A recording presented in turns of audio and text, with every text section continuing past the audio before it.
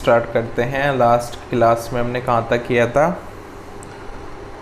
हमने यहाँ पर पढ़ा था पीएम के बारे में ना।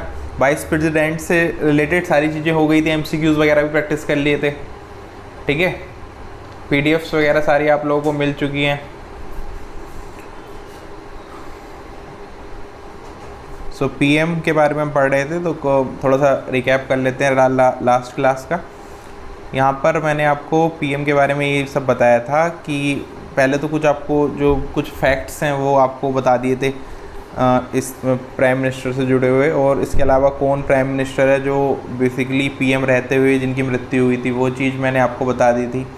इसके अलावा सबसे लॉन्गेस्ट टेन्योर किसका था ये चीज़ आपको बताई थी लास्ट क्लास में। शॉर्टेस्ट किसका था कि सबसे कम समय के लिए कौन प्रधानमंत्री रहे थे, तो वो चीज़ बताई थी। ये ऊपर वाली चीज़ें फैक्चुअल हैं बट ये इम्पोर्टेंट भी हैं साथ साथ में। ठीक है, इसके अलावा हेड ऑफ़ गवर्नमेंट ये चीज़ बताई थी कि प्राइम मिनिस्टर कौन होते हैं, तो हेड ऑफ़ गवर्नमेंट होते हैं, और ये सारी चीज़ें वो आपको बताई थी। इसके अलावा आर्टिकल 74 क्या है कि यहाँ पर वो आपको बताया। इसके अलावा article 75 appointment of prime minister, कैसे प्राइम मिनिस्टर अपॉइंट होते हैं, तो वो सारी चीज़ें आपको बताई थी। इसके अलावा क्वालिफ़िकेशंस क्या क्या चाहिए, तो यहाँ पर चाहे तो राज्यसभा का मेंबर हो सकते हैं पीएम, चाहे यहाँ पर लोकसभा के मेंबर्स हो सकते हैं, और अगर मेंबर नहीं है तो भी पीएम बन सकते हैं, लेकिन 6 महीने के अंदर उन्हें चुनाव लड़के एक तरह से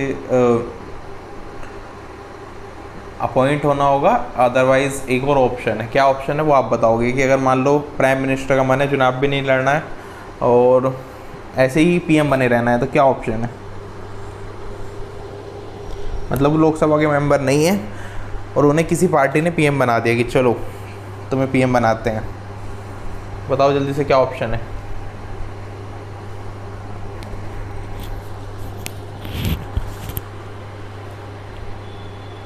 कौन कौन है क्लास में? आए तो सारे लोग हो तो सही, तुम बताओ फटाफट कोई। Question is simple. मान लो एक प्राइम मिनिस्टर हैं,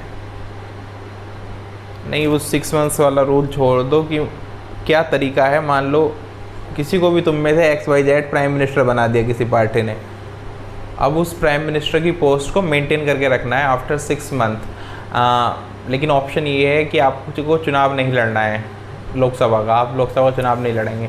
तो एक और क्या ऑप्शन है कि वो प्राइम मिनिस्टर बने रहें, उनके ऊपर कॉन्स्टिट्यूशन की जो बाइंडिंग है वो काम ना करे।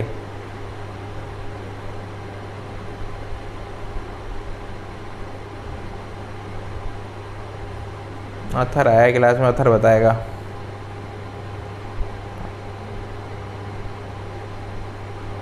क्वेश्चन ये है कि अरे सिंपल सा क्वेश्चन था कि अगर मान लो आज कोई नया प्राइम मिनिस्टर बनता है, लेकिन वो ऐसा व्यक्ति है जो अभी तक कोई भी चुनाव नहीं लड़ा है, तो मैं ये कंडीशन कह रहा था कि जैसे जनरली 6 मंथ्स के अंदर लोकसभा का चुनाव लड़ना होता है, मान लो वो नहीं लड़ रहा है या फिर सीट वैकेंट नहीं है, फिर उसको नहीं लड़ना है, तो क्या तरीका है कि वो प्राइम मिनिस्टर का पद पर बना रहे वो व्यक्ति? हाँ, कर्तव्य ने आंसर करा राज्यसभा। उसकी पार्टी के मेंबर्स क्या कर सकते हैं, उसको राज्यसभा का मेंबर अपॉइंट कर सकते हैं। तो मैंने लास्ट क्लास में बताया था काफ़ी सारे हमारे प्राइम मिनिस्टर ऐसे ही हैं जो राज्यसभा, उन्होंने ज़िंदगी में आज तक कोई चुनाव भी नहीं लड़ा। उनका एक प्राइम एग्जाम्पल जैसे यहाँ पर मनमोहन सिंह जी जो थे वो राज्यसभा के मेंबर रहे 2004 से, है ना, 2004 से लेके 2014 तक, तो उन्होंने तो कोई चुनाव नहीं लड़ा, तो भी वो प्राइम मिनिस्टर बने। इसके अलावा इंदिरा गांधी जी जो थी वो भी पहले राज्यसभा की मेंबर रही थी। इसके अलावा यहाँ पर HD देवगौड़ा करके थे, वो भी यहाँ पर राज्यसभा के मेंबर थे। तो ज़रूरी नहीं लोकसभा के मेंबर रहें तभी आप प्राइम मिनिस्टर की पोस्ट पर बने रह सकते हैं। ठीक है, तो इस चीज़ को याद रखना।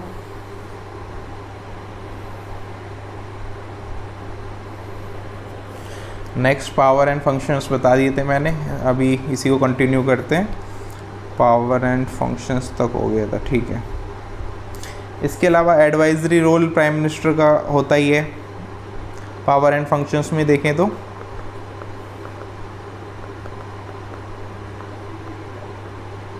किस चीज़ को मतलब एडवाइस कहाँ कहाँ पर करते हैं प्रेसिडेंट को?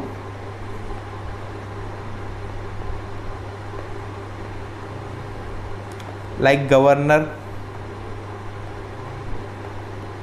कैग, इसके अलावा इलेक्शन कमिश्नर, और भी काफ़ी सारी पोस्ट हैं जहाँ पर बेसिकली क्या करते हैं, प्राइम मिनिस्टर जो है वो प्रेसिडेंट को एक तरह से एडवाइस देते हैं कि आप इन्हें अपॉइंट करो, और वही उन्हीं को बेसिकली जो है अपॉइंट करते हैं। ठीक है, तो बस यही था यहाँ पर लेजिस्लेटिव। बाकी प्राइम मिनिस्टर की पावर जो है वो एंडलेस है, पता ही है, काफ़ी ज़्यादा ही है, तो इसमें कोई बात नहीं है। अभी चलते हैं यहाँ पर आगे।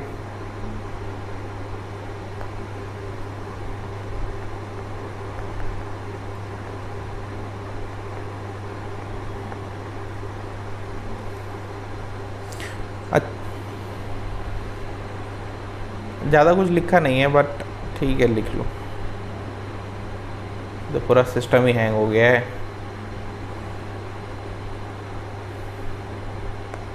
आई थिंक हाँ, अब दिख रहा होगा। वो तुम्हारे डर के मारे लाए हुआ, वो नाराज़ हो गया था, बोला था नहीं मैं नहीं ओपन होऊंगा, फिर ओपन हो गया है।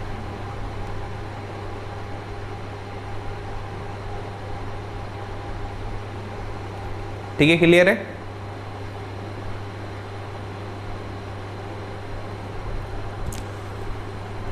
बता देना जब आगे चलना हो तो। ठीक है। और आशीष कहाँ हो तुम काफ़ी दिन से? ज़िंदगी मजामा? नहीं मजामा।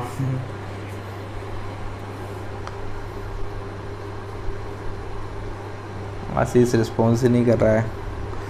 तो चलो नेक्स्ट यहाँ पर है नौकरी की खोज। कूच करो दिल्ली की तरफ, दिल्ली की तरफ कूच, लखनऊ की तरफ कूच, है ना। सरकार के पास जाओ, बोलो मुझे नौकरी दो। चलो नेक्स्ट है प्राइम मिनिस्टर का टर्म।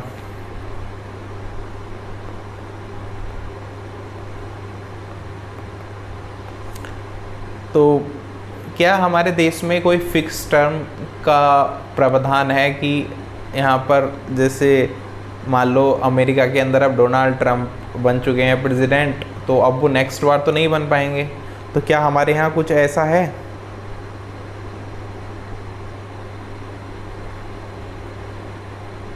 नहीं है ना। यहाँ पर जितने लॉन्ग टर्म तक चाहे, यहाँ पर नो लिमिट है। हाँ, वो अलग चीज़ है कि 5 इयर्स का जो लोकसभा है वो डिसॉल्व होगी तो फिर आपको इस्तीफा देना पड़ेगा, क्योंकि आप डायरेक्टली लोकसभा के लिए रिस्पॉन्सिबल हैं। तो कुल मिला के इसमें हम ये कहेंगे hold office as long as he has the support of the majority in Lok Sabha. चाहे तुम 50 साल बने रहो, उससे क्या फ़र्क पड़ता है। ठीक है। बाकी इसके अलावा इस यूनियन काउंसिल ऑफ मिनिस्टर्स के बारे में थोड़ी चीज़ें जान लेते हैं। तो किस आर्टिकल के अंदर है कि there shall be council of ministers, prime minister at the head, advise head to aid and advise the president.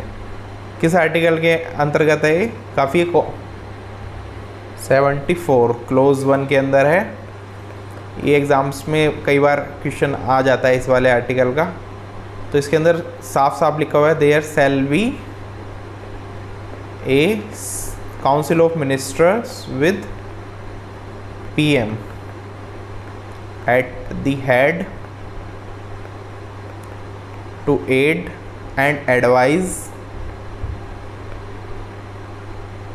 the president। Directly मैंने आर्टिकल ही बता दिया। तो बेसिकली इनका काम क्या होता है, क्या होती है यूनियन काउंसिल ऑफ मिनिस्टर्स।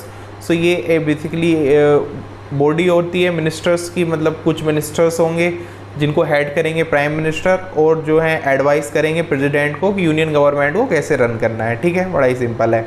इसके अलावा इनकी कुछ कैटेगरीज होती हैं, उनके बारे में बेसिक जान लेते हैं कि क्या कैटेगरीज होती हैं।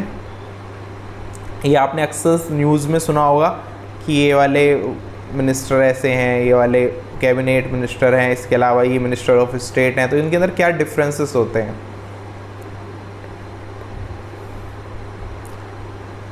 सबसे पहले आते हैं कैबिनेट मिनिस्टर।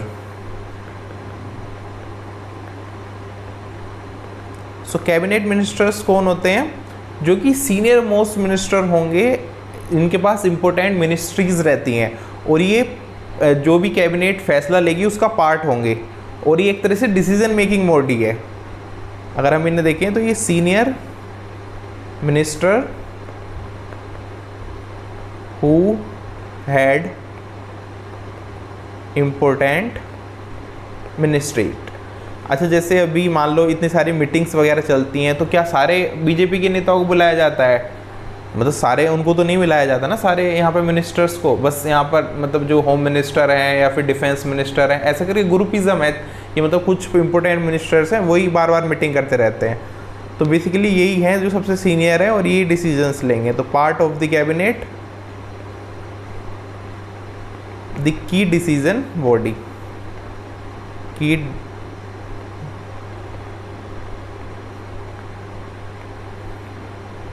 जैसे मैं इतना कभी कभी मतलब थोड़ा ओवर एक्सप्लेन कुछ चीज़ें रहती हैं, तो आपका ज़रूरी नहीं कि आप इतना ही ओवर एक्सप्लेन करके लिखें। अगर आपको कुछ अपनी भाषा में समझ आ रहा है तो लिख सकते हो, बस अर्थ का अनर्थ नहीं करना है। बाकी जैसे मतलब ज़रूरी नहीं होता कि पूरी तुम वही भरते रहो, ठीक है, कि पूरा नोटबुक को भरने का टारगेट बना रखा है, क्योंकि एट द एंड रिवाइज आपको करना है, पढ़ना आपको है, तो थोड़ा रिफाइनमेंट भी चलता है ये, क्योंकि मेंस का आंसर तो है नहीं ये जस्ट आपको समझाने के लिए है कि क्या चीज़ें किसके अंदर है, ठीक है। नेक्स्ट है यहाँ पर मिनिस्टर ऑफ स्टेट।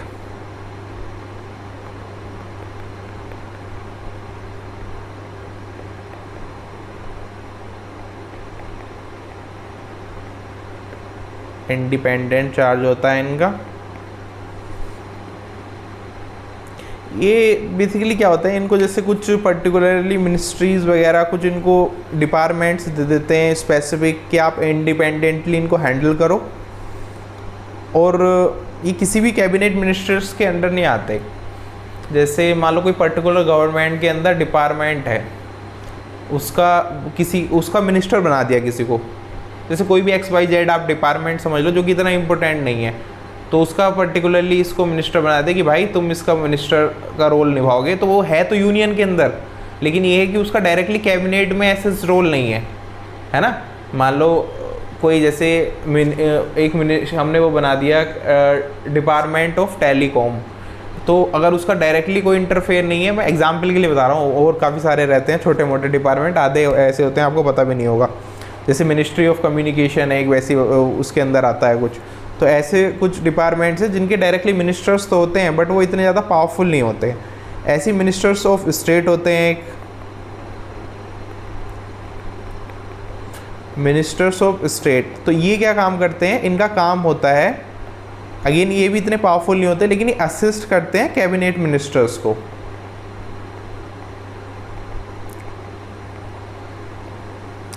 और ये काम करते हैं work under the supervision of cabinet minister. तो ऐसे काफ़ी सारे मिनिस्टर ऑफ स्टेट भी हैं। बोलो प्रतीक्षा।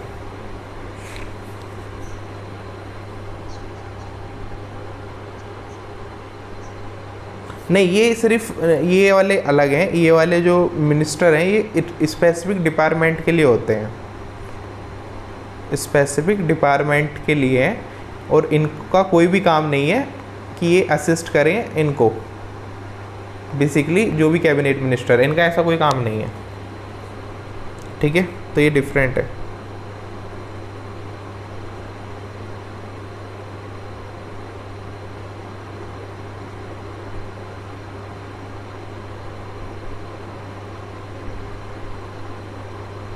चलो नेक्स्ट यहाँ पर चलते हैं। तो ये 3 टाइप के जैसे मिनिस्टर हो जाते हैं, ये बेसिकली जूनियर मिनिस्टर्स ही होते हैं। इसका एग्जांपल दूँ तो जैसे लेबर एंड एम्प्लॉयमेंट एक वो है डिपार्टमेंट, मिनिस्ट्री है, सो उसके जो मिनिस्टर कहलाएंगे वो इस वाली कैटेगरी में आएंगे। इसके अलावा जैसे वुमेन एंड चाइल्ड डेवलपमेंट है, तो उसका मेनका गांधी हुआ करती थी, शायद अभी है या नहीं है वो एक बार देखना पड़ेगा। तो इस टाइप से यहाँ पर है। ठीक है, अभी चलते हैं वापस से। इतना लिख लिया था अभी ने, तो बता दीजिए, आगे चलते हैं फिर फटाफट। प्राइम मिनिस्टर, हाँ जूनियर मिनिस्टर्स इनको बोल देते हैं, कई बार जूनियर मिनिस्टर्स, डिप्टी मिनिस्टर्स भी बोल देते होंगे। मेनली इनको जूनियर मिनिस्टर्स कहते हैं।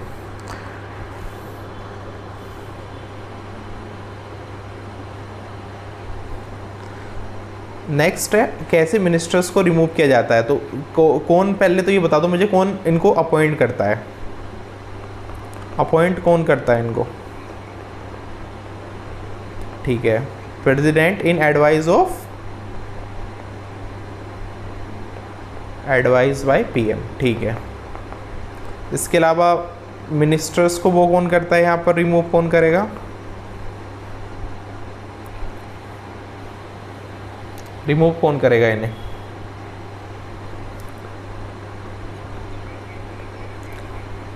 यस, अगेन सेम ही है, प्रेसिडेंट। अच्छा, अगर मान लो आज लोकसभा का सेशन हो, सत्र हो, और उसके अंदर क्या हो कि नो कॉन्फिडेंस मोशन आए और पूरा का पूरा एक तरह से नॉन कॉन्फिडेंस मोशन सरकार के अगेंस्ट में चला जाए, इवन सरकार के खुद के जो कह सकते हैं जो उनके खुद के लोग हैं वो भी उनके खिलाफ वोट कर दें, तो क्या वो सिर्फ बाध्य रहेगा कि पीएम को ही रिजाइन करना पड़ेगा, या फिर सभी को यहाँ पर उनके ऊपर एप्लीकेबल रहेगा कि यहाँ पर सभी को रिजाइन करना पड़ेगा, जितने भी मिनिस्टर्स हैं? हाँ बिल्कुल सही है। बस इसमें यही कंडीशन है कि अगर कॉन्फिडेंस लूज़ कर जाते हैं तो फिर सारे को ही एक तरह से वो करना पड़ेगा। सो 75 क्लोज टू जो आर्टिकल है उसमें यही है कि प्रेसिडेंट इनके प्लेजर, बेसिकली जो मिनिस्टर्स हैं होल्ड करते हैं office during the pleasure of president. बाकी इनकी कंडीशन से ये, अगर पर्टिकुलर मिनिस्टर्स को किसी को हटाना है तो पीएम उसको एक तरह से प्रेसिडेंट को बोलेंगे तो वो हट जाएगा, और ऐसे पर्टिकुलर किसी एक मिनिस्टर के खिलाफ जो है मोशन नहीं लाया जा सकता। समझ रहे हो? मतलब जैसे मान लो कोई ऐसा सोचे कि लोकसभा में मैं पर्टिकुलर, मान लो अमित शाह को हटा देंगे, ऐसे एग्जाम्पल के लिए कोई मोशन वो लाने लगे, तो ऐसे नहीं होगा। उसके लिए क्या होगा, वो पूरा ही एक तरह से कैबिनेट ही या तो हटेगी या पीएम चाहेंगे तो हटेगा, बाकी कोई हटा नहीं सकता है ऐसे। ठीक है,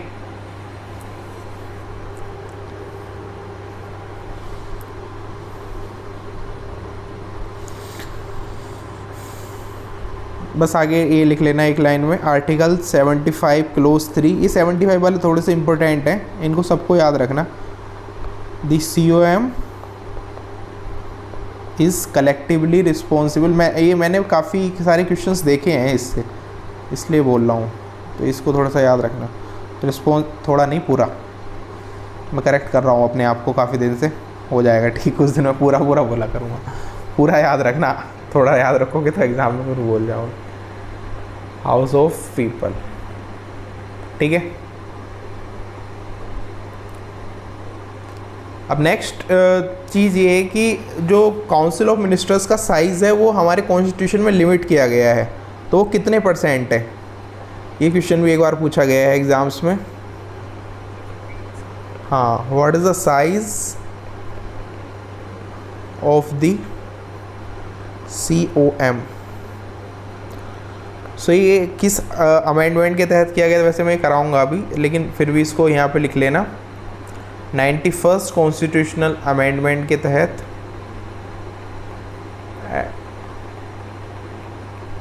यहाँ पर 15%, किस चीज़ का 15%? हाँ, ये 2003 है। 15% किस चीज़ का? अब 15% किसी चीज़ का तो होगा, ऐसा थोड़ी है कि देश की पॉपुलेशन का 15% मिनिस्टर बना दो। हाँ, 15% of the strength of Lok Sabha, parliament नहीं।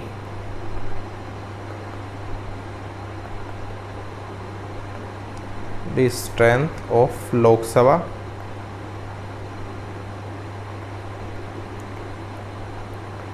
इंक्लूडिंग PM, ये चीज़ अच्छे से याद रखना है, ये वाली कई बार ये पूछा जा चुका है पहले क्वेश्चंस अलग अलग एग्जाम्स में, तो याद रखना इसको। अच्छा जल्दी से एक बार रिकैप कर लेते हैं। प्राइम मिनिस्टर कौन से आर्टिकल के तहत आते हैं, फटाफट बताओ। प्राइम मिनिस्टर का अपॉइंटमेंट,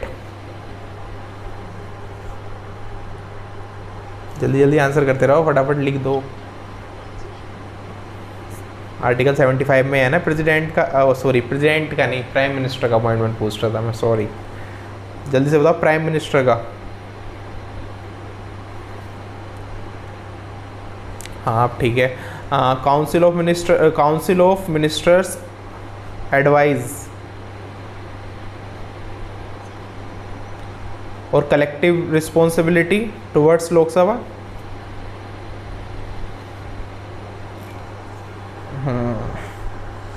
इसके अलावा यहाँ पर ठीक है, बाकी साइज ऑफ लिमिट काउंसिल्स मैंने आपको सभी लिखवा ही दिया। बस यही है, इतना काफ़ी है प्राइम मिनिस्टर का। नेक्स्ट चलते हैं अटॉर्नी जनरल ऑफ इंडिया, तो इसके बारे में शायद आप लोगों ने डिटेल में पढ़ भी रखा होगा। पढ़ रखा है क्या?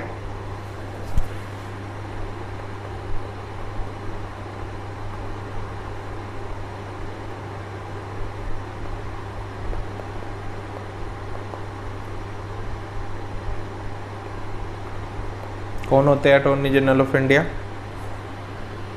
एक लाइन में बताना हो तो, एक लाइन में अगर बताना हो तो कौन होते हैं? बिल्कुल सही, chief legal adviser to the government of India. इसके अलावा इनको क्या बोला जाता है? Highest law officer.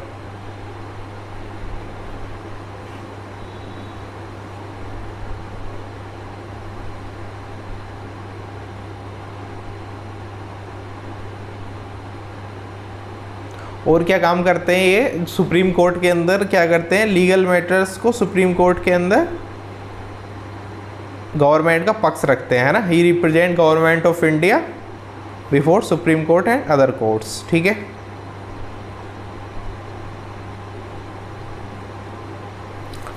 और किस आर्टिकल के तहत इनका वो है provision? Article 76 provide for the appointment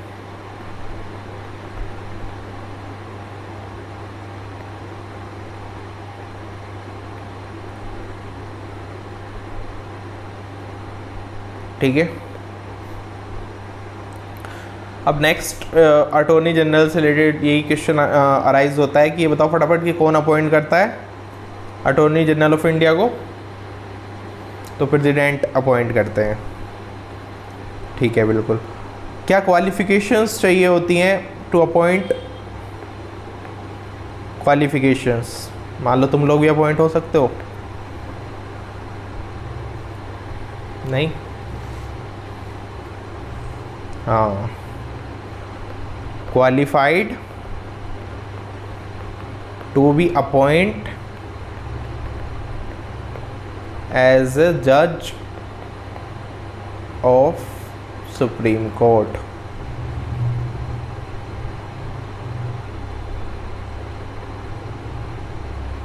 कितने साल का एटलीस्ट एक्सपीरियंस चाहिए होता है? At least 10 years. हाँ, इन हाई कोर्ट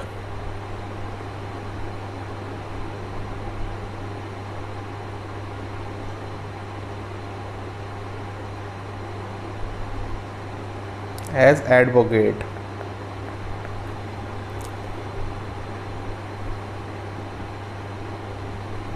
ठीक है। इसके अलावा अगर 5 साल वो हाई कोर्ट के जज भी रहे हैं तो भी ठीक है, और करके भी लिख सकते हो 5 ईयर्स एज HC जज।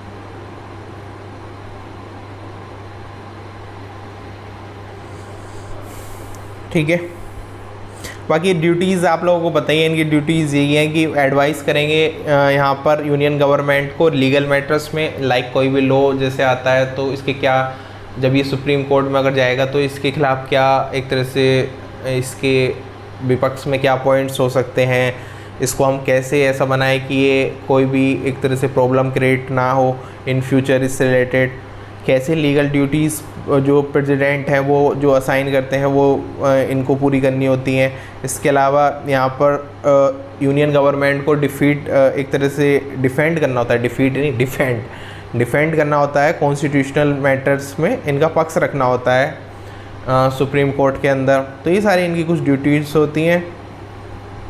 अब इनकी पावर्स क्या क्या होती हैं ये इम्पोर्टेंट है थोड़ी सी। Powers of the attorney general क्या होती है, कोई बताओ एक पावर।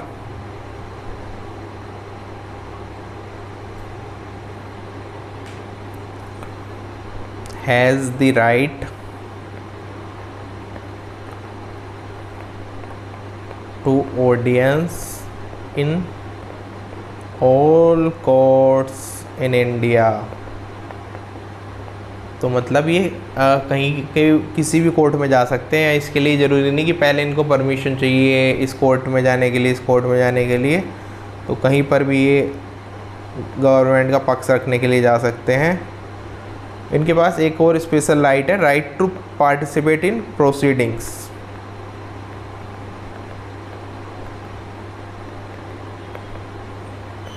अच्छा, तो कौन सी प्रोसीडिंग्स में ये पार्ट ले सकते हैं आपके हिसाब से, लोकसभा या Rajya Sabha? Both, they can participate in Lok Sabha and Rajya Sabha and joint seatings के अंदर भी ये पार्टिसिपेट कर सकते हैं एंड कमिटीज़ ऑफ पार्लियामेंट।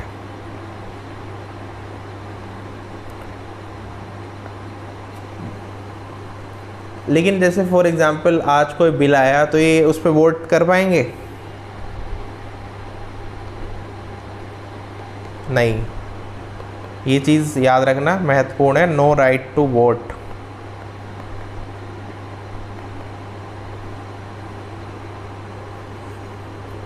लेकिन इन्हें आर्टिकल 88 एक पावर देता है, वो पावर ये है, right to speak in parliament. ठीक है। अच्छा, अगर कोई आपसे पूछ ले कि अटॉर्नी जनरल जो है वो यूनियन एग्जीक्यूटिव के पार्ट हैं या फिर नहीं है, या गवर्नमेंट के पार्ट हैं या नहीं है,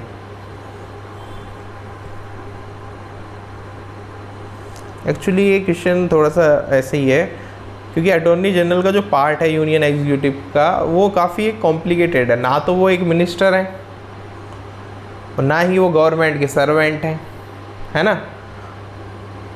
वो मतलब एक तरह से, और एक तरह से उनको ऐसा समझ लो कि वो गवर्नमेंट के पार्ट होते हुए भी उनसे अलग है, एक तरह से उनका ऑफिस एक तरह से अलग है, लेकिन फिर भी वो एक तरह से पार्ट, गवर्नमेंट के पार्ट तो कहे जा सकते हैं, लेकिन कम्प्लीटली गवर्नमेंट का हिस्सा है ऐसा भी नहीं कह सकते। ठीक है। और ये प्रैक्टिस भी कर सकते हैं प्राइवेटली, ये बात भी पता होगी शायद आपको, दे कैन प्रैक्टिस प्राइवेटली।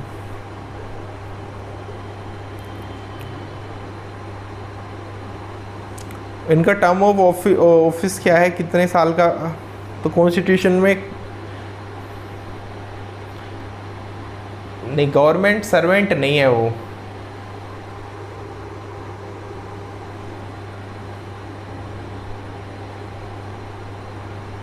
हाँ, कोई भी फिक्स टर्म नहीं है इनका, जो ये होल्ड करते हैं ड्यूरिंग दी, जब तक प्रेसिडेंट चाहे, during the pleasure of the president.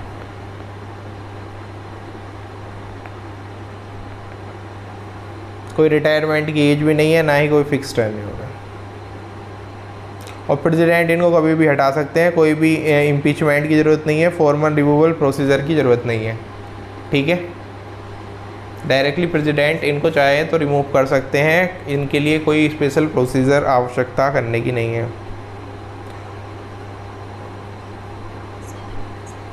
अब इनके साथ ना कुछ लिमिटेशंस हैं। आप लोगों को मेरी वॉइस क्लियर आ रही है ना? मेरे को एक बार बता दो। ठीक है,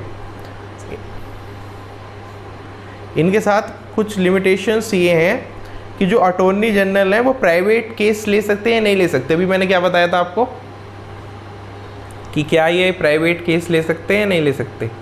हाँ, ले सकते हैं, लेकिन यहाँ पर कुछ कंडीशंस हैं। ये जैसे मान लो फॉर एग्ज़ाम्पल आज लाइबा ने केस कर दिया यूनियन गवर्नमेंट के ऊपर, लाइबा नाराज़ है और लाइबा ने केस कर दिया यूनियन गवर्नमेंट के ऊपर, और लाइबा ने जो वकील ढूंढा तो वो अटॉर्नी जनरल को ही बना लिया वकील। तो क्या वो अब यूनियन गवर्नमेंट के खिलाफ केस लड़ पाएंगे?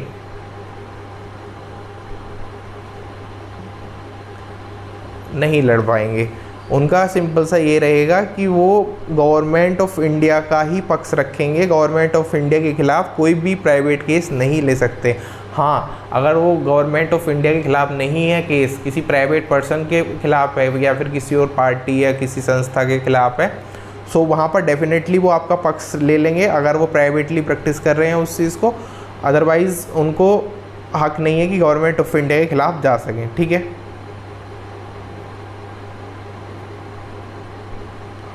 और विदाउट प्रेसिडेंट की परमिशन के, ये चीज़ कई बार मतलब नहीं पता होती, वो कोई भी क्रिमिनल केस के अंदर डिफेंड नहीं कर सकते एक्यूज्ड को। ये चीज़ भी याद रखना, चाहे तो लिख लो, जनरली वो बात तो पता होती है सभी को। Can not defend an accused in criminal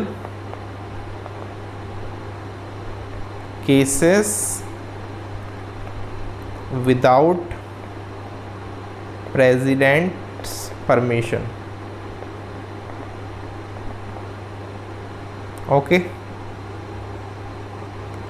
और एक और इनकी लिमिटेशन है, can not accept company directorship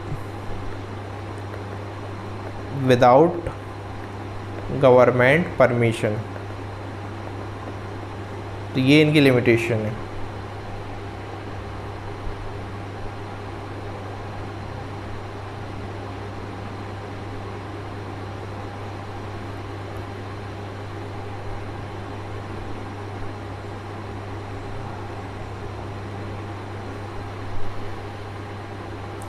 मतलब इस वेदिका ये पूछना चाह रहे हो कि क्या लिखा है ये डायरेक्टरशिप, मतलब जैसे किसी डायरेक्टर नहीं बन जाते क्या प्राइवेट उसके कंपनी के डायरेक्टर वगैरह, जो कि पोस्ट ले लेते हैं लोग पैसे के चक्कर में, वो सब नहीं कर सकते हैं।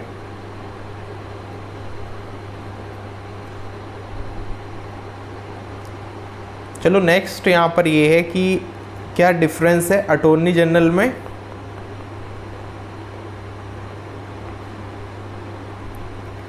और एडवोकेट जनरल में, बताना चाहेगा कोई? एडवोकेट जनरल और अटॉर्नी जनरल का डिफरेंस।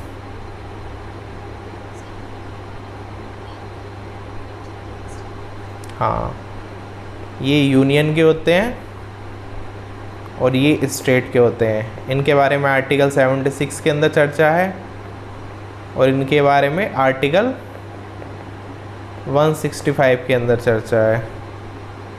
इनको कौन अपॉइंट करते हैं? प्रेसिडेंट। और इनको कौन अपॉइंट करेंगे? गवर्नर। ये रिप्रेजेंट करेंगे यहाँ पर सेंट्रल गवर्नमेंट को और यहाँ पर ये रिप्रेजेंट करेंगे स्टेट गवर्नमेंट।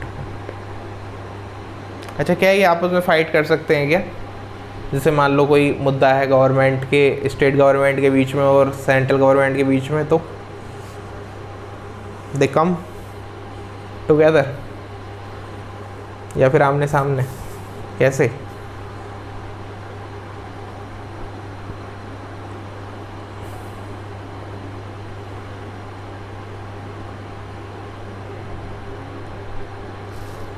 बताओ बताओ। मान लो उत्तराखंड का attorney general, sorry advocate general यहाँ पर करंट गवर्नमेंट के अटॉर्नी जनरल के सामने यहाँ पर केस लड़ सकता है किसी बात को लेकर? बिल्कुल लड़ सकता है, इसमें इतना सोचना क्या है। वो अपने स्टेट को रिप्रेजेंट कर रहा है, वो अपने धर्म का पालन कर रहा है, यहाँ अपने धर्म का पालन हो रहा है, ठीक है। एग्ज़ाम्स पॉइंट ऑफ व्यू से ये आर्टिकल्स दोनों याद रखना। एग्ज़ाम्स में कई बार एडवोकेट जनरल का आर्टिकल भी पूछ लेते हैं, और बाकी हम लोग प्रैक्टिस करेंगे तो आपको समझ आ ही जाएगा इस टाइप के क्वेश्चंस यहाँ पर रहेंगे। तो वो कल या परसों जब भी करेंगे प्रैक्टिस। अभी करंट अटॉर्नी जनरल कौन है पता करो।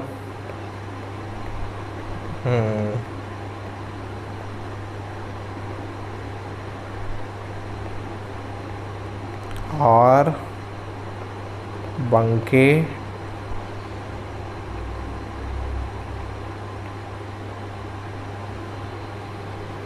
ठीक है। बाकी जब कभी यूपी का एग्ज़ाम दोगे तो वहाँ के एडवोकेट जनरल वगैरह देख लेना जब तुम्हारा एग्ज़ाम होगा। इसको लिख के छोड़ देना चाहे तो, ये लवी का लिखना है तो लिख लेना देख के, ठीक है। लेकिन ये चीज़ लेटेस्ट वाली देखो तो ज़्यादा सही रहता है, जो भी जब एग्ज़ाम हो तब चेकआउट करना, ठीक है। या फिर जिस भी स्टेट का एग्ज़ाम हो, अगर जीएस आ रही है, ये सब आ रहा है। अगर मैं इसको समरी में फिर से आपको बताऊं तो इस यहाँ पर अटॉर्नी जनरल ऑफ इंडिया के बारे में हमने क्या क्या पढ़ा। एक तो ये आर्टिकल 76 के तहत है। इसके अलावा कौन अपॉइंट करते हैं? प्रेसिडेंट अपॉइंट करते हैं। क्वालिफाइड किस में होने चाहिए? एससी के जज बनने की क्वालिफिकेशन इनके अंदर होनी चाहिए। टर्म इनका फिक्स्ड नहीं है। इसके अलावा कौन रिमूव कर सकता है? तो प्रेसिडेंट यहाँ पर रिमूव कर सकते हैं। और इनके पास क्या राइट्स हैं? तो बोलने का राइट है, पार्लियामेंट के अंदर ये बोल सकते हैं, लेकिन वोट नहीं कर सकते। कुछ रेस्ट्रिक्शंस प्रैक्टिसेस में हैं और कुछ प्राइवेट प्रैक्टिस ये कर सकते हैं। और बाकी करंट मैंने आपको बता ही दिया, तो आई थिंक क्लियर हो गया होगा। अटॉर्नी जनरल के बारे में सारी चीज़ें क्लियर हो गई होंगी। बताओ फटाफट।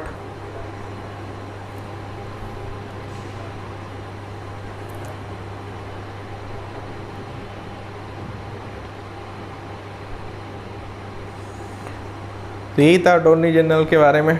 नेक्स्ट चलते हैं, यहाँ पर बस एक और रह गए हैं, उसके बाद पार्लियामेंट जंप करेंगे।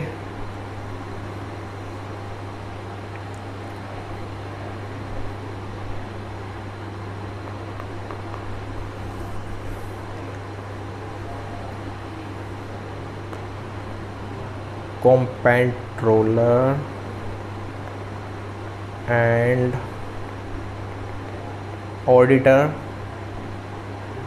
General CAG of India.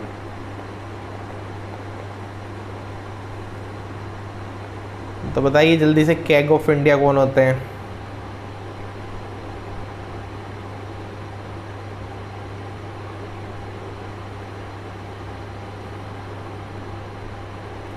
सबसे पहले तो ये कॉन्स्टिट्यूशनल अथॉरिटी है। ये होते हैं head of the Indian audit and accounts system, ठीक है।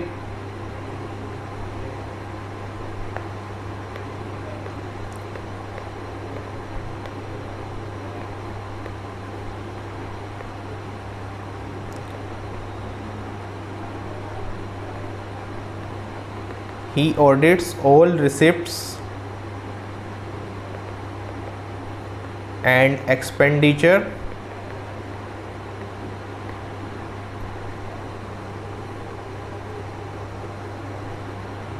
of the government of India and the state government. इनको एक और पॉपुलर नाम से बुलाया जाता है, वो बुलाया जाता है watch dog of public finance. ठीक है, इनको जो आर्टिकल्स एक्सप्लेन करते हैं जिनके अंदर इनकी चर्चा की गई है, सो आर्टिकल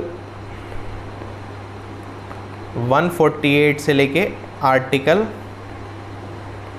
151 तक इनकी यहाँ पर चर्चा की गई है कि इंडिया के कैग होंगे जिनका कार्य होगा कि सारी की सारी यहाँ पर एक्सपेंडिचर और ऑडिट्स रिसिप्ट्स पर नज़र रखना, सारे एक तरह से खर्चे वगैरह देखना।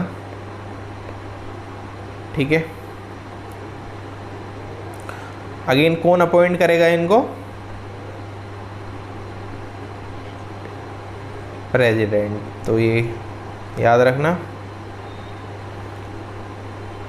ना, कैग के लिए ना कोई स्पेसिफिक क्वालिफिकेशंस जो है कॉन्स्टिट्यूशन के अंदर ना मेंशन नहीं है कि कैग बनाने के लिए कि लाइक जैसे अभी हम लोगों ने यहाँ पर जो अटॉर्नी जनरल का पढ़ा था तो उनके लिए ये था कि सुप्रीम कोर्ट के जज के बराबर उनकी क्वालिफिकेशंस और ये सब होना चाहिए। ऐसे कैग के लिए कोई भी क्वालिफिकेशन नहीं है। जनरली जो कैग अपॉइंट होते हैं वो यहाँ पर senior Indian audit and account services से जो भी सीनियर मेंबर होते हैं उनको अपॉइंट कर दिया जाता है। इनको IAIS करके यहाँ पर बोलते हैं, ऑफिसर विद डीप एक्सपीरियंस।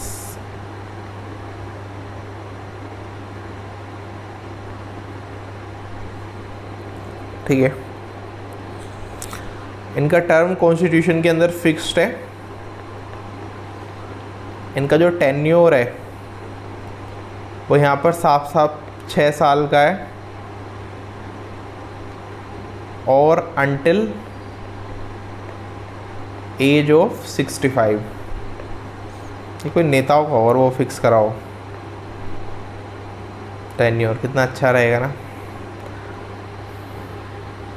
वैसे सही मामलों में तो सारे जितने भी मतलब एजेड लोग हैं उनको जॉब छोड़नी चाहिए। जब वो छोड़ेंगे तभी तो बेचारे जवान लोगों को जॉब मिलेगी। इंडिया में सबसे बड़ा तो यही प्रॉब्लम है, पता है तुम्हें? सबसे ज़्यादा जो जॉब्स यहाँ पर लोगों ने ऑक्यूपाई कर रखी हैं क्योंकि लोग बूढ़े बूढ़े होकर भी जॉब छोड़ते नहीं हैं। अदरवाइज़ 55-60 के बाद तो नौकरी खाली कर देनी चाहिए। तुम अपना घूमो और जवान बच्चे आ रहे हैं उनको सबको जॉब करने दो। बट इंडिया के अंदर खाली नहीं करते हैं क्योंकि वो घूमने वूमने में का उनको पता ही नहीं है, काम जाते हैं आते हैं आराम से। सो ठीक है, टेन्योर क्या है? 6 ईयर्स, एज ऑफ 65। इसके अलावा इनकी सैलरी वगैरह जो है वो इक्विवेलेंट होती है सुप्रीम कोर्ट के जज के बराबर।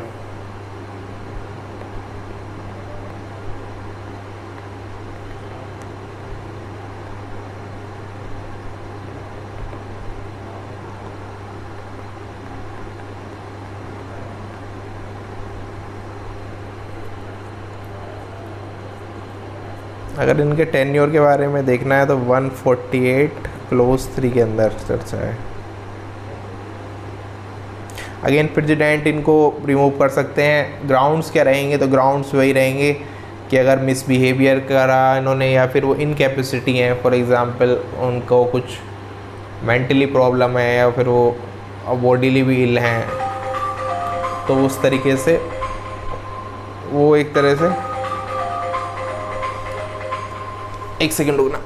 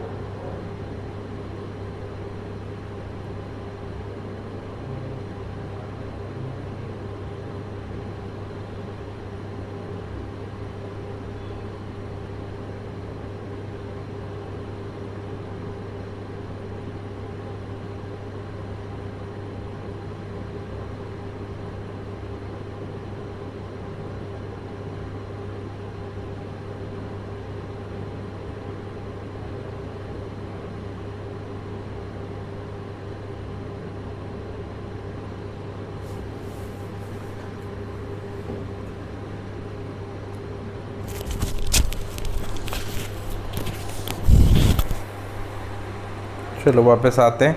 हाँ, ये कंडीशन ही है, ये एक्चुअली स्पेलिंग मिस्टेक हो गई है, इसको लिख लेना।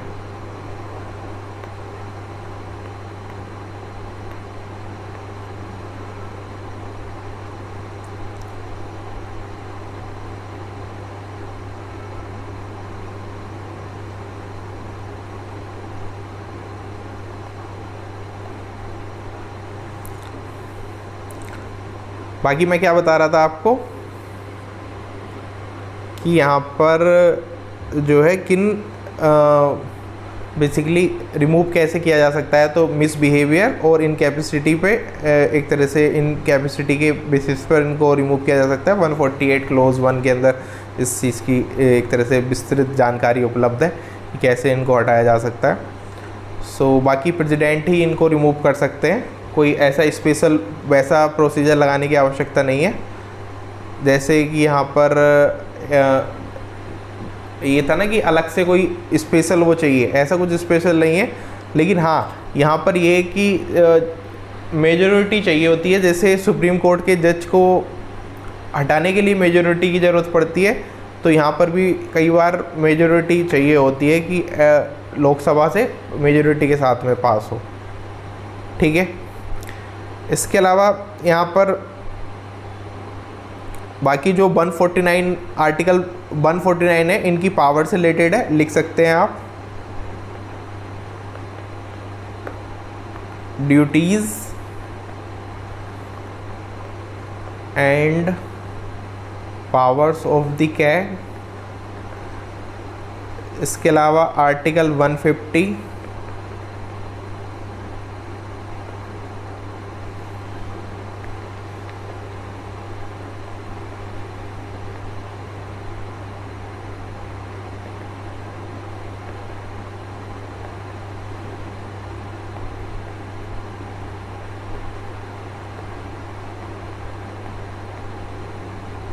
एंड फाइनली आर्टिकल 151 कहता है audit reports submitted to president और गवर्नर।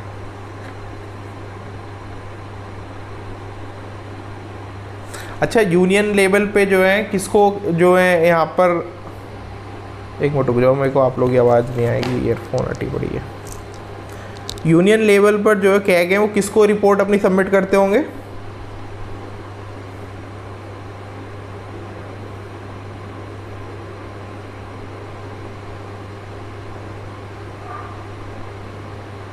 यस, और स्टेट लेवल पर?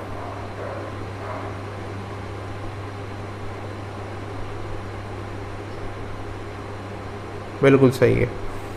सो इनको ये अपनी रिपोर्ट पेश करते हैं, और ये कॉन्स्टिट्यूशन के अंदर मेंशन है कि आर्टिकल 151 के अंदर कि यहाँ पर जो रिपोर्ट्स हैं वो बेसिकली स्टेट लेवल पे गवर्नर को और प्रेसिडेंट को यहाँ पर यूनियन लेवल पर।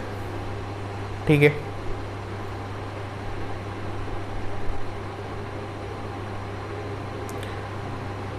बाकी करंट टाइम के क्या एक बार चेक करो कौन है।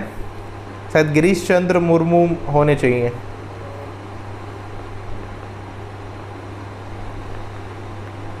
एग्ज़ाम से पहले चेकआउट कर लेना।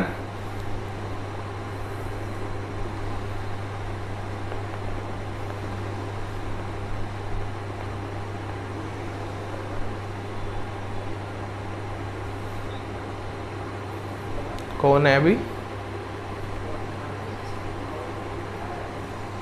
लिखो ना उस पर स्पेलिंग, बाकी लोगों को भी पता चले। अभी अपॉइंट हुए हैं क्या इसी साल? चलो मैं लिखता हूँ, लिख दिया, ठीक है। अच्छा, के संजय, ये हाल ही में ही हुए हैं क्या? दिखा रहा है क्या 2025?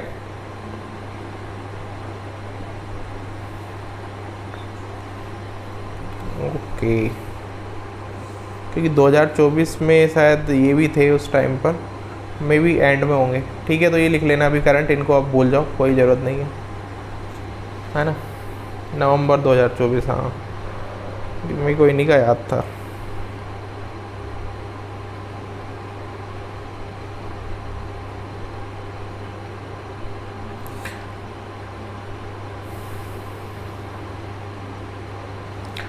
ठीक है, बस इसमें इतना ही था। तो ये दो छोटे छोटे ये याद रखने होते हैं। कई बार ये इस टाइप से एग्जाम्स में पूछ लेते हैं कि आपको कैग का वो दे देंगे, आर्टिकल दे देंगे। जैसे मान लो एक साइड यहाँ पर कैग लिख देंगे, अटॉर्नी जनरल लिख देंगे, एडवोकेट जनरल लिख देंगे, फिर आर्टिकल्स आपसे मैच द फॉलोइंग में दे देंगे।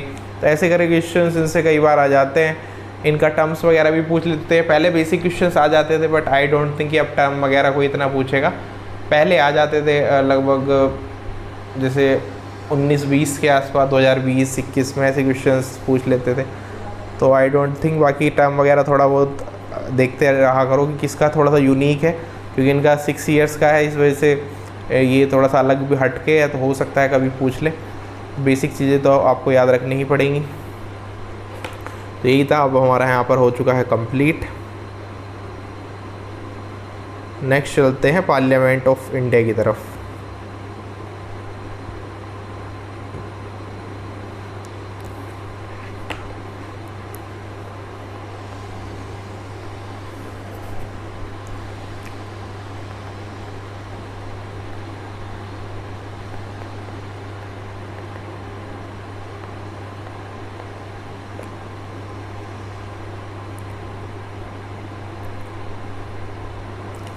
तो सबसे पहला क्वेश्चन यही रहेगा मेरा आपसे, व्हाट इज़ द पार्लियामेंट?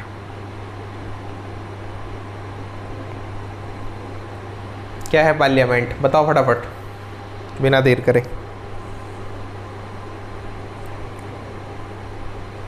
हाँ, कह सकते हैं सुप्रीम लॉ मेकिंग बॉडी। इसके अलावा यहाँ पर लेजिस्लेटिव बॉडी भी है सुप्रीम, है ना।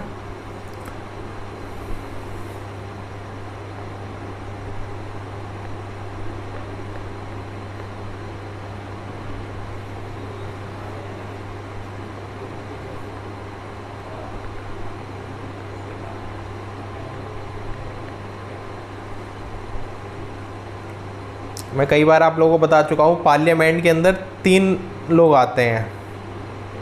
तो कौन कौन से हैं वो 3 लोग, तो नहीं कहेंगे उनको, एटलीस्ट कौन है 3। सबसे पहले आ जाएंगे प्रेसिडेंट, इसके बाद आएगा राज्यसभा एंड लोकसभा। ठीक है, एग्ज़ाम्स में कई बार ये बड़ा सिंपल सा क्वेश्चन भी आया हुआ है, ऐसा नहीं है कि हवा में मैं आपको बता रहा हूँ। इवन मतलब अच्छे एग्ज़ाम्स में भी क्वेश्चन पूछा गया है कि पार्लियामेंट के अंदर कौन कौन है, और ऐसे करके 3 ऑप्शंस दे दिए हैं। तो कई बच्चे ये गलत कर देते हैं। राज्यसभा को क्या बोलते हैं इंग्लिश के अंदर, और लोकसभा को फटाफट बताओ।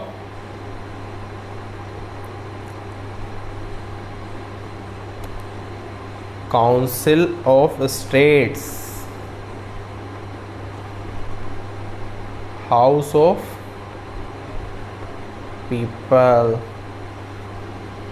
ठीक है, हाँ, अपर हाउस लोअर हाउस भी बोल देते हैं।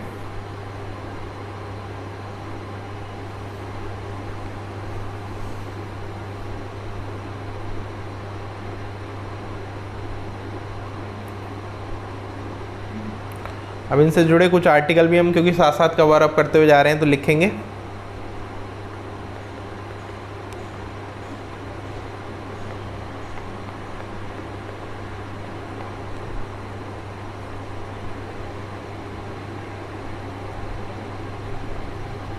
अच्छा, तुम लोग सच में मेरी बात सुनते हो या फिर मतलब कुछ ऐसे, मतलब कैसे लेट सा कैसे हो जाता है? बस इसको टारगेट नहीं कर रहा हूँ, सभी लोग ऐसे ये सर नीचे रह गया, ऊपर रह गया, ये तुम्हारा व्हाट्सएप खुला रहता है या क्या, कुछ तो गड़बड़ रहता है ऐसे कैसे हैं? तुम्हारा व्हाट्सएप खुला रहता है, क्या गड़बड़ है?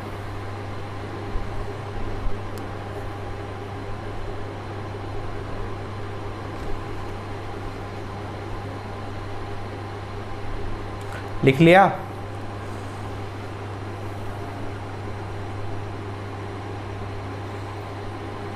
लेकिन यार मैं ऑलरेडी मैं अपने आप को काफ़ी स्लो, मुझे ऐसा लगता है मैं खुद इतना स्लो लिखता हूँ, मेंस में मेरे क्वेश्चन छूट जाते हैं इसी चक्कर में। नोट करने में लाइव वगैरह टाइम लगता है, इतना टाइम नहीं लगता। कुछ तो गड़बड़ है दया, अभी पता करनी पड़ेगी मुझे गड़बड़ क्या है। तुम लोग पढ़ाना, एक दिन मैं लिखूँगा ऐसा, फिर ठीक रहेगा, फिर पता चलेगा कि आखिरकार गड़बड़ है कहाँ।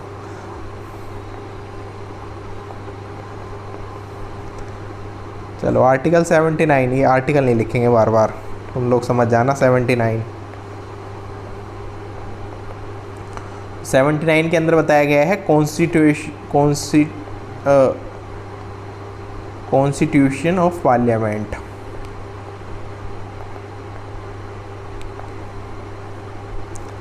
आर्टिकल नंबर 80 के अंदर कंपोजिशन ऑफ राज्यसभा।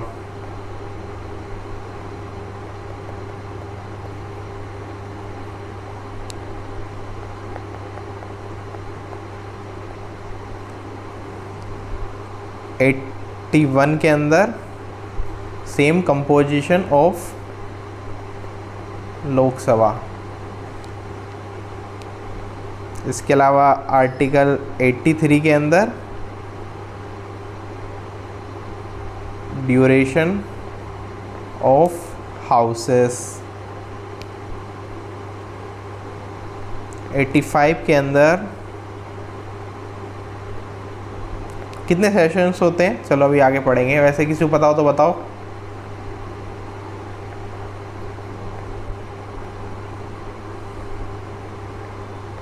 एट्टी 88 के अंदर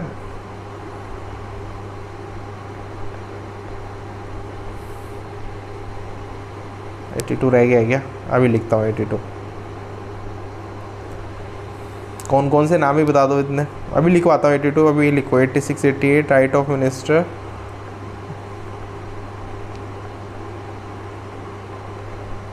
एंड ठीक है।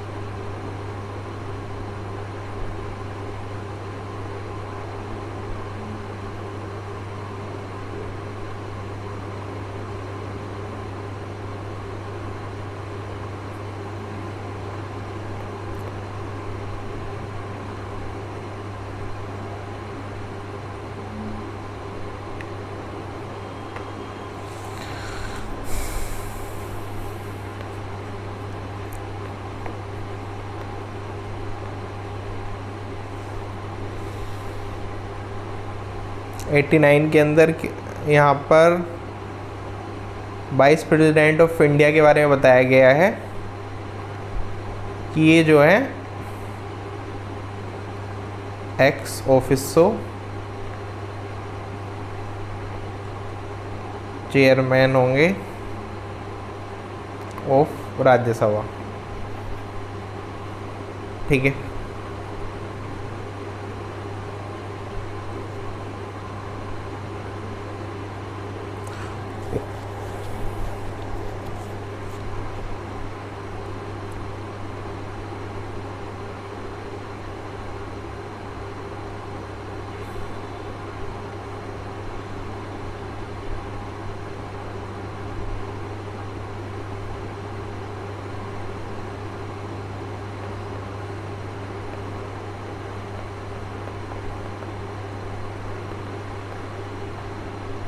मेरा मन कर रहा है स्क्रीन को फिर से ब्लैक कर दूं पहले की तरह। याद है तुम्हें काली स्क्रीन, काली काली स्क्रीन।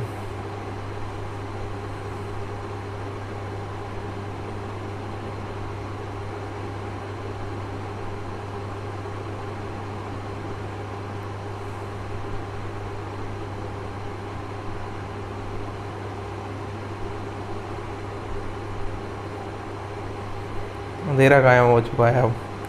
ठीक है, ऐसे ही रहने दो ना, दिख रहा है ना।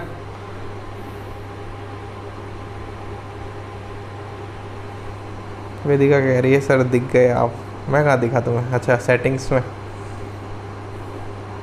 इतनी भी मेरी वो इसमें बड़ी सी फ़ोटो नहीं लगी हुई कि जूम करके तुम्हें दिख गया हूँ मैं।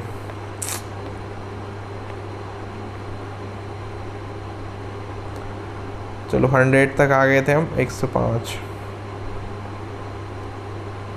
जुल्फ़े निकली हुई है मेरी, जुल्फ़े उस वाले फ़ोटो में। जैसे गर्ल्स अपनी जुल्फ़े निकालती हैं वैसे मेरे बाल उसमें हवा में उड़ रहे हैं।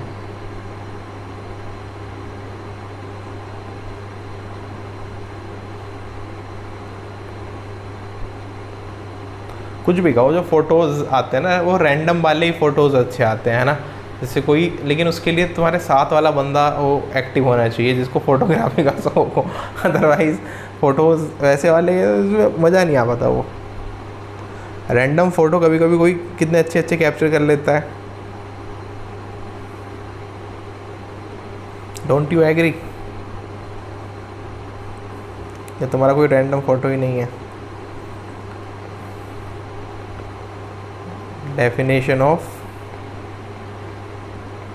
Money bill.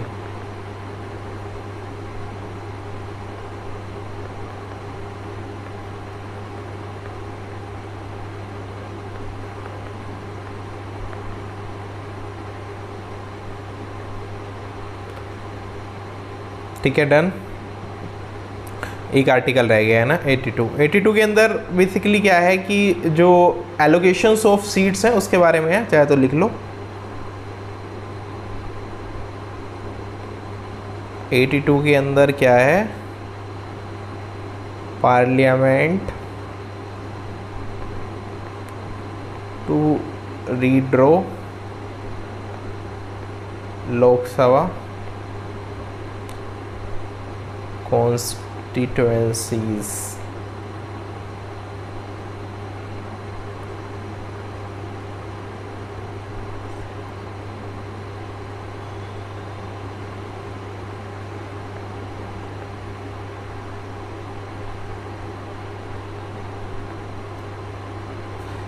ये आर्टिकल आने वाले टाइम में न्यूज़ में आने ही वाला है, आपको पता ही है।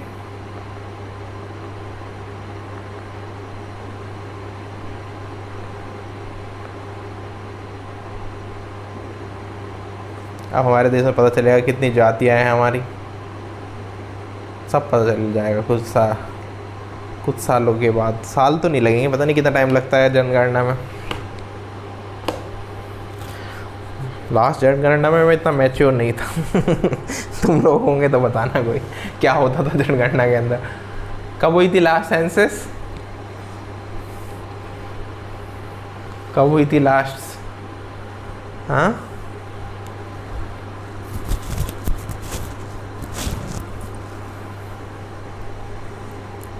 2011।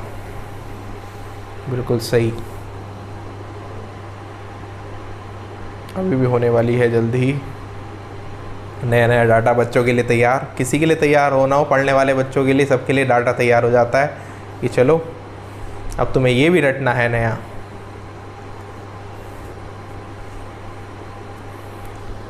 और अच्छा तो जब लगता है जब पढ़ के भी जाओ और एग्ज़ाम में उससे जुड़ा के कुछ और ही क्वेश्चन पूछ ले। मैंने तुम्हें बताया नहीं था शायद, एक बार क्या हुआ, एक मतलब यूपी का ही एग्ज़ाम था, उसके अंदर क्या हुआ, G20 का लोगो था ना, G20 का, तो उसमें से मतलब मैं एग्ज़ाम देने गया था तो मैंने वो G20 के बारे में सारा पढ़ा अच्छे से। G20 के बारे में पता था कि ऐसे ऐसे ये सब हुई है मीटिंग्स वगैरह। और उसके करंट अफेयर्स में क्या क्वेश्चन आता है कि वो G20 के लोगों के अंदर कुछ ऐसे मतलब उसने उस पर्टिकुलर लोगो के अंदर का कुछ डिज़ाइन पूछ लिया था। मैं बस आज के लिए इतना ही। उस क्वेश्चन को देख के मेरे मुँह से बता ये निकला है भाई यार, बता लोगो, इनको लोगो ही मिला था। पूरी G20 की मीटिंग्स हुई, ये हुआ, इतना सारा कार्यक्रम हुआ।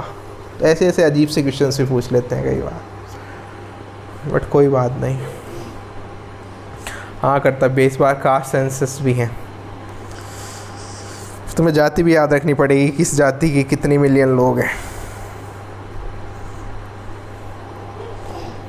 मैं तो कह रहा हूँ फेस वेस भी वो करने लगे हैं ये लोग कि इस टाइप के गोल आकार फेस के इतने लोग हैं, ऐसे वाले आकार के इतने फेस के लोग हैं, इतने लोग पूरे काले हैं, इतने लोग इतने गोरे हैं, है ना। Too much fun.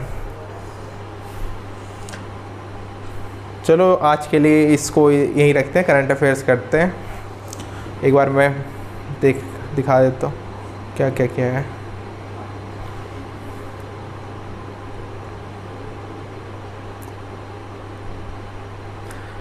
ये लाइवा ने लास्ट बार स्क्रीन चेंज कराई थी। लाइवा अब मुझे ऐसा ही अच्छा लग रहा है स्ट्रेस तो नहीं पड़ रहा है इससे, आइस पर पड़ रहा है। चलो कोई नहीं, चेंज कर लेंगे इसको। नहीं, ये मेनली तो आइस के लिए है कि अगर आपको आइस में मतलब थोड़ा अनकंफर्टेबल है तो वाइट कर देंगे वापस से। लग रहा है तमस बढ़ रहा है मेरे अंदर, काला कलर पसंद आ रहा है मुझे, तमस बढ़ रहा है।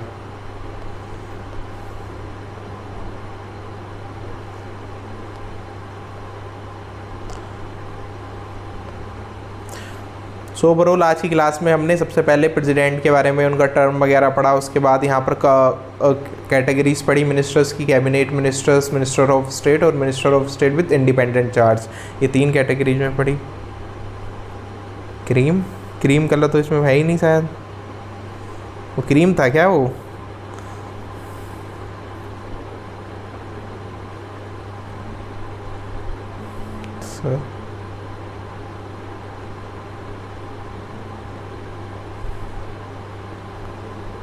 I think Vedika, I don't know तुम क्या कह रही हो। कलर को ही कह रही हो ना, इसके ही कलर को कह रही हो, कुछ और कह रही हो कभी, पता नहीं। चलो इसको चेंज ही कर देते हैं, लो जागते रहो, है ना।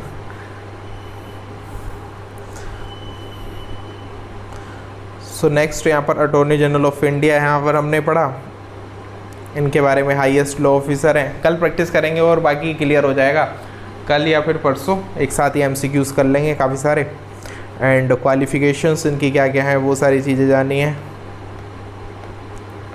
चलो बाकी आप लोग एक बार रिपीट कर लेना, मेरा रिपीट करने का मन सा नहीं कर रहा आज, ठीक है। एक बार इसको पढ़ लेना और वापस से मैं कल ये तो पार्लियामेंट तो रिपीट कर ही दूँगा, जो भी पार्लियामेंट से जुड़ी हुई चीज़ें ये कल हम डिटेल में डिस्कस कर लेंगे।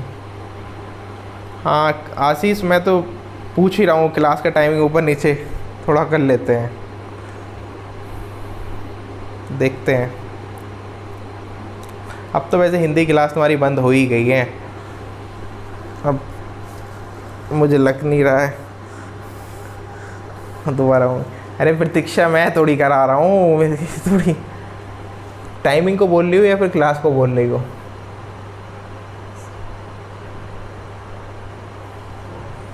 ये सोने का टाइम होता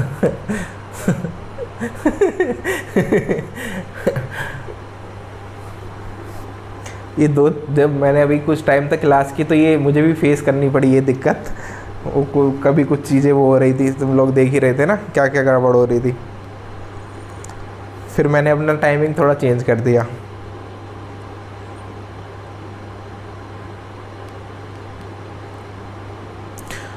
चलो देखते हैं, अभी कर लेंगे चेंज। वैसे भी संडे की तो तुम्हारी छुट्टी रहती है, संडे को तो कोई आता जाता है नहीं, तो संडे एक दिन सो लिया करो, है ना।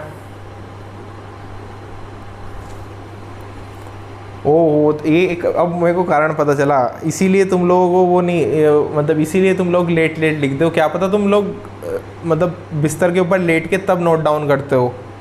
डेफिनेटली पॉसिबल है कि क्योंकि नींद आ रही है, दोपहर का टाइम है, सर बैठ के पढ़ाएं मस्त। प्रतीक्षा अपने घर पहुंच गई है लग रहा है, प्रतीक्षा कह रही है घर का काम करना होता है। चलो कोई बात नहीं।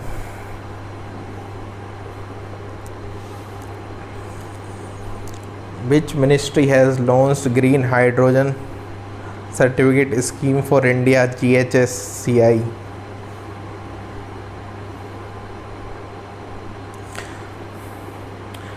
प्रतीक्षा सबसे ज़्यादा खुश है हिंदी वाली मैम से।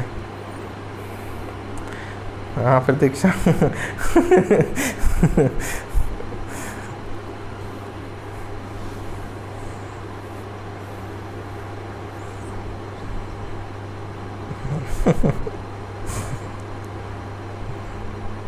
तुम सबसे ज़्यादा हिंदी की क्लास हो थोड़े, इसलिए बोल रहा हूँ मैं तो बस।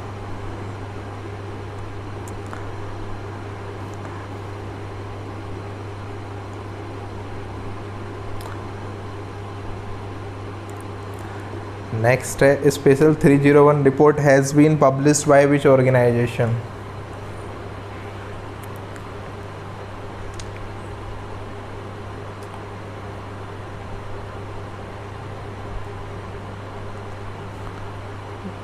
क्या लिखा है? CCCC, United States trade representative. अच्छा, तुम्हारी वो दिव्या मैम की क्लास लाइव हो गई क्या फिर से, या फिर अभी भी बंद चल रही हैं?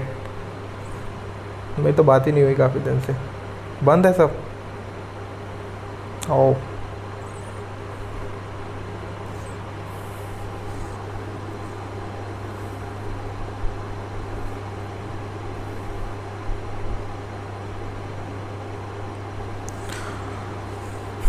Ma'am is busy. चलो, Bandhavgarh national park is located in which state?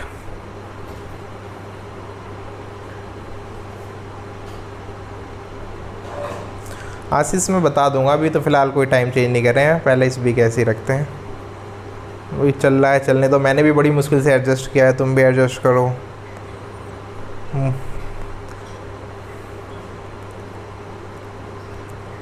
Next है, आयुष्मान भारत दिवस is observe annually on which day? Actually करा धरा तो तुम लोगों का ही है, तुम लोग शायद, तुम तो थे नहीं लेते थे। इन्होंने क्या किया, ऐसा कन्फ्यूज़न सा कर दिया उसमें कि नहीं अभी ये क्लास 4 बजे लेंगे, फिर 5 बजे लेंगे, और वो हिंदी वाली मैम तो है ही कन्फ्यूज़, और इसके अलावा पूरा ऐसे वो कर दिया था ना कन्फ्यूज़न पूरा का पूरी तरह से कि कैसे क्या करना है। फिर मैंने सोचा मैं ही पीछे हट जाता हूँ, इससे बढ़िया कन्फ्यूज़न दूर करने के लिए मैं ही अपना वो कर लेते हैं, दोगले दिल्ली एपो ऑन होल्ड, क्या है?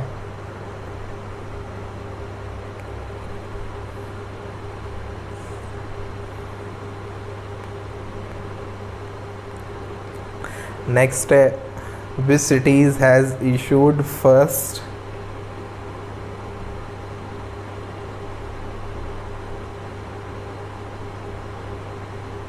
Which city has issued India's first certified green municipal bond?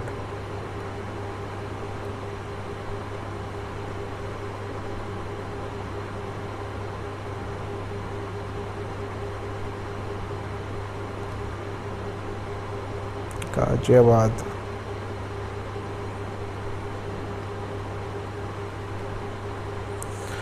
कर्तव्य तुम सो रहे हो क्या आज, या बाहर हो?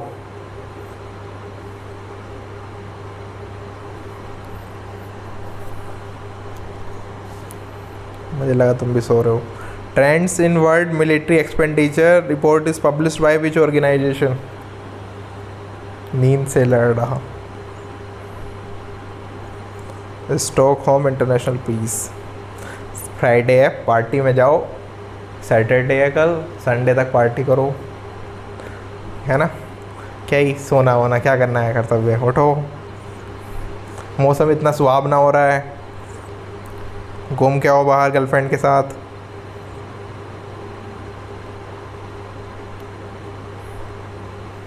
पड़ा हुआ कमरे में सो रहा है, बेशरम। तो उन्हें देख कर तुम्हें क्या करना है, तुम अपनी वाली के साथ जाओ ना। लोगों को देख के जल रहा है, बताए इंसान कैसा इंसान है। चलो नेक्स्ट है, Uturuncu volcano that was recently seen in the news located in which country? और दिल्ली आओगे तो मेरे लिए भी कुछ पैक करा लाना, गाजियाबाद से कुछ भी, गाजियाबाद का फेमस। बोलीविया। वो इससे चली गई क्या? क्लियर। चलो बस 2-4 क्वेश्चंस रह गए हैं, फटाफट करते हैं। Central consumer protection authority functions under administrative control of which ministry?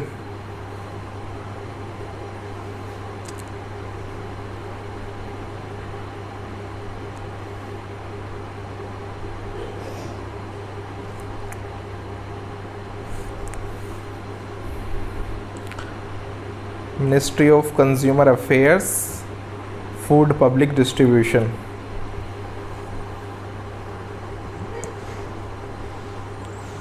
ए वाला ठीक है। सभी का प्रतीक्षा आशीष। नेक्स्ट है निवेशकर सिवियर is joint initiative of which two institution.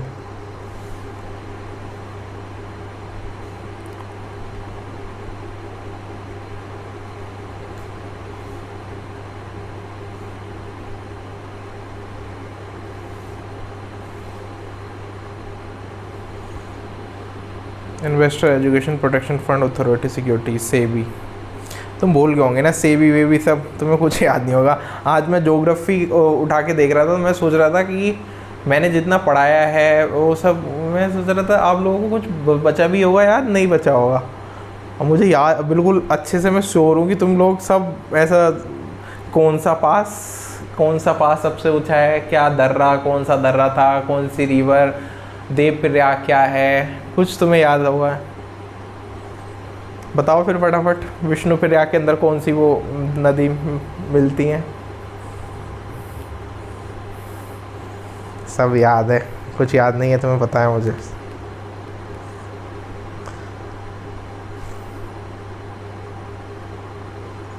सब चलो नेक्स्ट उसको रिवाइज़ कर लिया करो प्लीज़ ना, वो काफ़ी ज़्यादा कंफ्यूजिंग है। एग्ज़ाम के टाइम पर तुम्हारा दिमाग ख़राब हो जाएगा वो, अगर तुम उसको दोबारा पढ़ने जाओगे तो तुम्हें समझ ही नहीं आएगा क्या क्या है क्या नहीं है।